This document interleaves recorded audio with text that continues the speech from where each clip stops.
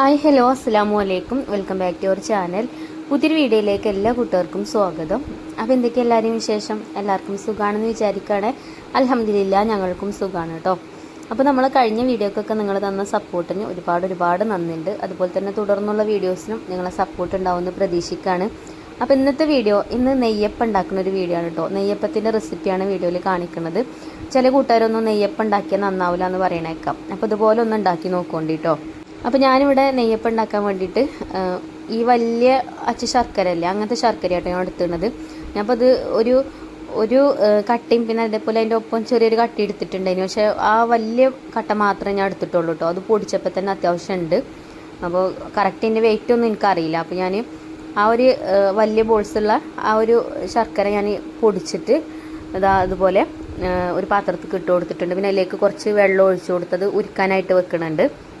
നെയ്യപ്പത്തിൻ്റെ recipe നമ്മളെ ചാനലിൽ തന്നെ ഇഷ്ടംപോലെ ഉണ്ടാവും. അരിപ്പൊടി വെച്ചിട്ടുണ്ടാക്കുന്ന നെയ്യപ്പം, അതേപോലെ അരി പൊടിച്ചിട്ടുണ്ടാക്കുന്ന നെയ്യപ്പമൊക്കെ ഞാൻ അതിൻ്റെയൊക്കെ റെസിപ്പി ഇട്ടിട്ടുണ്ട്. അപ്പോൾ ഒന്ന് നമ്മൾ ഉണ്ടാക്കുന്ന നെയ്യപ്പം അരി അരച്ചിട്ടാണ് കേട്ടോ ഉണ്ടാക്കുന്നത്. അപ്പോൾ പച്ചരി ഇത് ഒരു 3-4 മണിക്കൂർ വെള്ളത്തിൽ ഇട്ടിട്ട് കുതിർത്തി എടുക്കണം. അപ്പോൾ ഇത് 2.5 കപ്പ് പച്ചരി ആട്ടോ ഞാൻ എടുത്തിട്ടുണ്ടായിരുന്നത്, 2.5 ഗ്ലാസ് പച്ചരി. അപ്പോൾ അത് നല്ലോണം കുതിർന്ന് വന്നിട്ടുണ്ട് ഇപ്പോൾ. അപ്പോൾ ഞാൻ അത് നല്ലോണം കഴുകിയെടുത്തതിന് ശേഷം, കഴുകിയിട്ടാണ് വെള്ളത്തിലിട്ട് വെച്ചിരുന്നത്, എന്നാലും ഒന്നും കൂടെ കഴുകിയിട്ട് മിക്സിൻ്റെ ജാറിലേക്ക് ഇട്ട് കൊടുക്കുന്നുണ്ട്. അപ്പോൾ ഒറ്റ ട്രിപ്പിൽ ഇത് അരച്ചെടുക്കാൻ കഴിയില്ല. അപ്പോൾ ഞാൻ 2 ബാച്ചാക്കിയിട്ടാണ് കേട്ടോ അരച്ചെടുക്കുന്നത്. അപ്പോൾ ആദ്യം ജാറ് നിറയെ ഇതേപോലെ ഇട്ട് കൊടുത്തിട്ടുണ്ട്. ഇനി ഇതിലേക്ക് ഞാൻ കുറച്ച് ഏലക്കായ ഇട്ട് കൊടുക്കുന്നുണ്ട് കേട്ടോ. ഒരു 5-6 ഏലക്കായ ഇട്ട് കൊടുത്തിട്ടുണ്ട്. ഏലക്കാപ്പൊടി ചേർത്താലും മതി.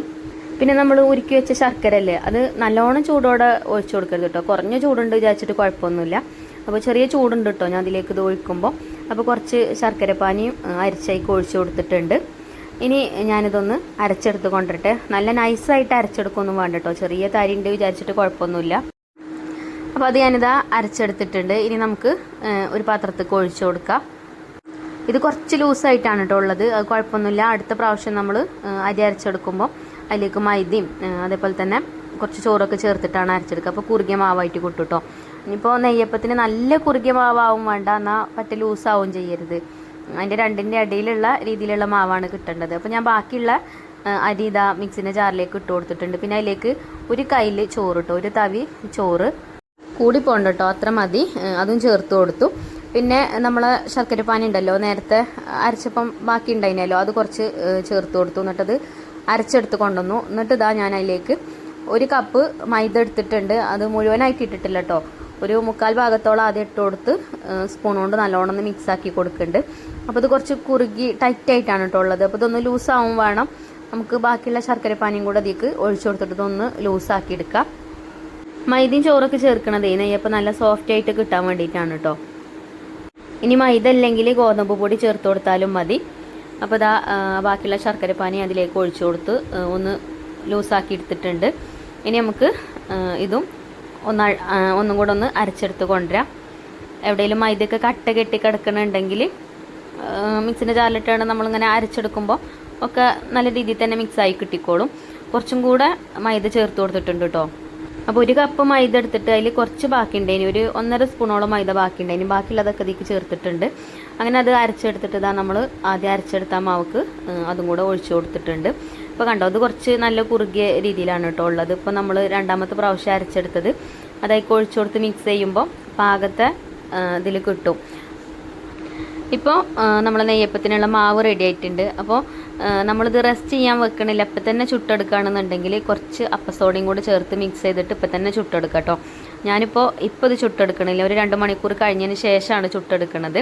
അപ്പോൾ ഞാൻ ഉച്ചക്കത്തെ നമ്മൾ ഫുഡ് കഴിക്കലൊക്കെ കഴിഞ്ഞതിന് ശേഷമാണ് കേട്ടോ മാവ് റെഡിയാക്കി വെക്കുന്നത്. ഇനി മക്കൾ സ്കൂളിട്ട് വരാനൊക്കെ ആകുമ്പം ആ ഒരു സമയത്ത് നെയ്യപ്പം ചുട്ടെടുക്കാമെന്ന് വിചാരിച്ചിട്ടാണ്. ഇപ്പോൾ മാവ് നല്ല രീതിയിൽ തന്നെ കിട്ടിയിട്ടുണ്ട്. നല്ല കുറുകിയ രീതിയിലും അല്ല, അതേപോലെ നല്ല ലൂസായിട്ടും അല്ല കേട്ടോ. ഈ ഒരു രീതിയിലാണ് നമുക്ക് മാവ് വേണ്ടത്. ഇനിയിപ്പോൾ നമ്മളിത് കുറച്ച് നേരം റെസ്റ്റ് ചെയ്യാൻ വെക്കുകയാണെങ്കിൽ കുറച്ചും കൂടെ കഴിയുമ്പോൾ ഒന്നും കൂടെ അഴിഞ്ഞു കിട്ടും. ഇനി ഇതിലേക്ക് ഒരു നുള്ള് ഉപ്പ് ചേർത്ത് കൊടുത്തിട്ടുണ്ട്. അത് നമുക്ക് മധുരമൊക്കെ ഒന്ന് ബാലൻസ് ചെയ്യാൻ വേണ്ടിയിട്ടാണ്. കുറച്ച് ഉപ്പും കൂടെ ചേർത്ത് മിക്സ് ചെയ്തെടുത്ത് ഇനി നമുക്കിത് അടച്ച് വെച്ചിട്ട്, ഞാൻ പറഞ്ഞല്ലേ ഞാൻ 2 മണിക്കൂർ കഴിഞ്ഞതിന് ശേഷമാണ് ചുട്ടെടുക്കണമെന്നുള്ളത്. അപ്പോൾ കുറച്ച് നേരം അവിടെ അടച്ച് വെച്ചിട്ടുണ്ട് കേട്ടോ. അങ്ങനെ ഒരു 2 മണിക്കാണ് ഞാൻ മാവൊക്കെ റെഡിയാക്കി വെച്ചത്. ഒരു 4 മണിയൊക്കെ ആയപ്പോൾ ഞാൻ നെയ്യപ്പം ചുട്ടെടുക്കാൻ വേണ്ടിയിട്ട് കിച്ചണിൽ വന്നിട്ടുണ്ട്. അപ്പോൾ ആ മാവ് തുറന്നു നോക്കി ഒന്ന് മിക്സ് ചെയ്തെടുത്ത്. അപ്പോൾ നോക്കുമ്പോൾ നേരത്തെക്കാട്ടിലും കുറച്ചിങ്ങനെ ഒന്ന് ലൂസായിട്ടുണ്ട് കേട്ടോ. കുഴപ്പമൊന്നുമില്ല. നമുക്ക് കുറച്ചൊരഴഞ്ഞ രീതിയിൽ തന്നെയാണ് വേണ്ടത്. എന്നാൽ നല്ല അഴവ് വേണ്ടതിന് കേട്ടോ. നല്ല മുറുക്കിയ രീതിയിലായാൽ, നല്ല മുറുക്കുള്ള മാവാണെങ്കിൽ നെയ്യപ്പം നല്ല ഹാർഡായിട്ടേ കാരം. അപ്പോൾ നമുക്ക് നല്ല സോഫ്റ്റ് ആയിട്ടുള്ള നെയ്യപ്പല്ലേ വേണ്ടത്. അപ്പോൾ ഞാൻ ഇനി അടുപ്പത്താണ് കേട്ടോ നെയ്യപ്പം ഉണ്ടാക്കുന്നത്. അപ്പോൾ അടുപ്പ് കത്തിക്കാൻ വേണ്ടിയിട്ട് വിളക്കൊക്കെ കത്തിച്ച് കൊണ്ടുവന്നിട്ടുണ്ട്. അങ്ങനെ അടുപ്പൊക്കെ കത്തി കിട്ടിയിട്ടുണ്ട്. ഇനി നമ്മൾ ചീനച്ചട്ടി അടുപ്പത്ത് വെക്കുക. അപ്പോൾ നമ്മളെ ഇൻഡസ്വാലിത്തെ ചീനച്ചട്ടി ഉണ്ടല്ലോ, ആ ഒരു ചീനച്ചട്ടിയാണ് കേട്ടോ ഞാൻ അടുപ്പത്ത് വെക്കുന്നത്. ഇത് നെയ്യപ്പം ചുടാനും അതേപോലെ തന്നെ ഈ പൊരിച്ച പത്തിരി ഉണ്ടാക്കുക, എണ്ണയിൽ മുക്കി പൊരിക്കണ എന്ത് പലഹാരവും ഇതിൽ ഉണ്ടാക്കാൻ നല്ലതാണ് കേട്ടോ. അപ്പോൾ മാത്രമല്ല ചിക്കൻ പൊരിക്കാനും അതേപോലെ മീൻ പൊരിക്കാനും ബീഫ് പൊരിക്കാനും എല്ലാത്തിനും നല്ലൊരു ചട്ടിയാണിത്.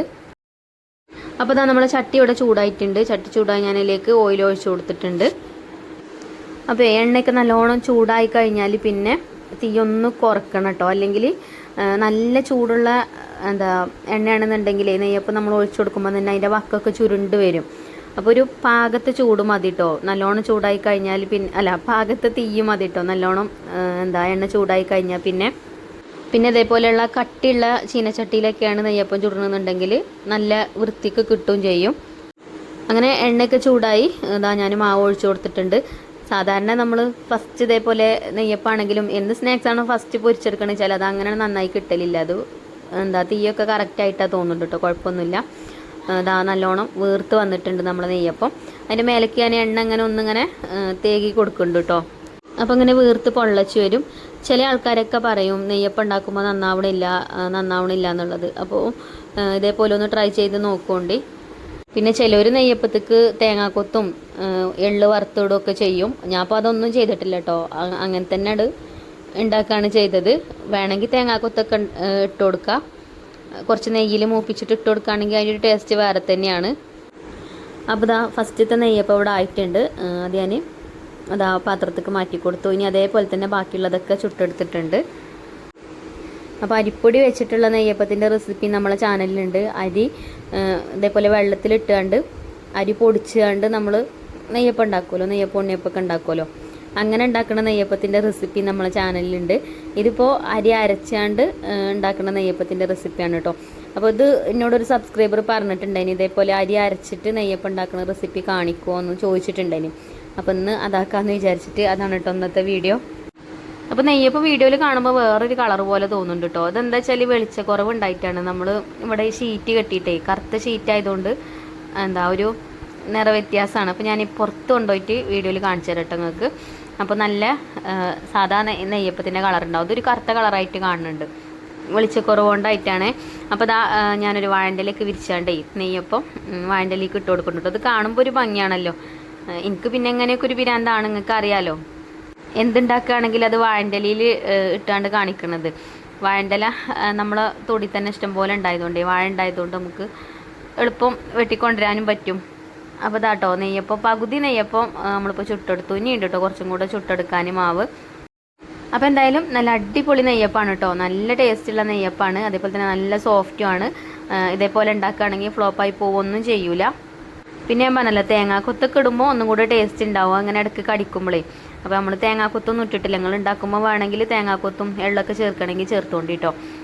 അപ്പോൾ ഇനി നെയ്യപ്പം ഉണ്ടാക്കിയിട്ട് നന്നാവണില്ല എന്ന് ആരും പറയണ്ട. അതേപോലെ ട്രൈ ചെയ്ത് നോക്കുകൊണ്ട് ഞാനൊന്ന് മുറിച്ച് കാണിച്ചു തരാം കേട്ടോ. ഞാനിങ്ങനെ ഓരോ നെയ്യപ്പത്തുമ്പോൾ തൊട്ട് നോക്കുമ്പോഴേ നല്ല ചൂടുണ്ട്, നല്ല പൊള്ളണുണ്ട് കേട്ടോ കൈ.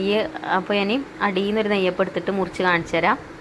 നല്ല ചൂടുണ്ടായതുകൊണ്ടേ കൈ പൊള്ളാണ്. അപ്പോൾ നമ്മൾ നെയ്യപ്പത്തിൻ്റെ റെസിപ്പി നിങ്ങൾക്ക് ഇഷ്ടപ്പെട്ടിട്ടുണ്ടാവുമെന്ന് വിചാരിക്കുകയാണ്. ഇതുപോലെ ഒന്ന് മുറിച്ച് നോക്കിയിട്ട് ഒന്ന് ഞാൻ കാണിച്ചു തരാം കേട്ടോ. ഉള്ളൊക്കെ നല്ല ആരെടുത്ത് വന്നിട്ടുള്ള നല്ല അടിപൊളി നെയ്യപ്പാണ്. അപ്പോൾ നിങ്ങൾക്ക് വീഡിയോ ഇഷ്ടപ്പെട്ടിട്ടുണ്ടാവുമെന്ന് വിചാരിക്കുന്നു. വീഡിയോ ഇഷ്ടമായിട്ടുണ്ടെങ്കിൽ ലൈക്ക് ചെയ്യാനും ഷെയർ ചെയ്യാനൊന്നും മറക്കരുത്. അതേപോലെ തന്നെ നമ്മുടെ ചാനൽ ആദ്യമായിട്ട് കാണുന്ന ഏതെങ്കിലും കൂട്ടുകാരുണ്ടെങ്കിൽ ഒന്ന് സബ്സ്ക്രൈബ് ചെയ്ത് സപ്പോർട്ട് ചെയ്യുക. അപ്പോൾ താങ്ക്